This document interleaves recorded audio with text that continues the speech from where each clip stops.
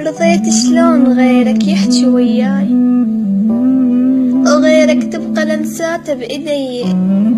شلون انطاك قلبك يمر فد يوم وشخص غيرك حبيبي يصير لي، صدق ترضاها وي غيرك أسهر الليل، وغير عيونك تباوع علي. ترضى المستحيل بعيني من القال، شخص ثاني يشوفك كل مسير. تذكر خوفي من أهلي قبل يا فلان، لما انت تتصل شي يصير بي، أصعد فوق رأسا واقفل الباب.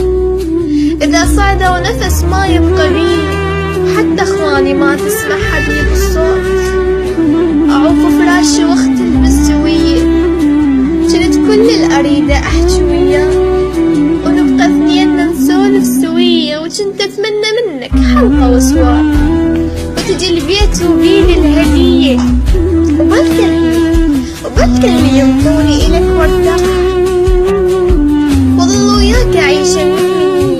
وهسه شخص غيرك جوا بالهور، وجوي يا سيد هالهلية، وأهلي وافقوا وطاني يا فلان. تتلحق علي لو هاي هي، تجي تنصح نحكي انت لولا، لو منك أقول الماكو جاي.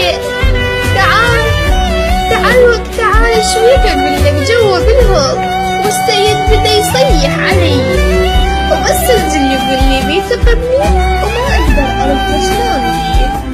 تعال ادخل عليهم واكسر الباب، وقلهم بدكم خلقت بس إلي، وترى صوت الهلاهل قلبة البيت، وانا القم على الخدود بإيدي. مو قلت لي يا عمري اقلب البيت، إذا واحد غريب ابن إلي. تعال الحق ولك عقدوا علي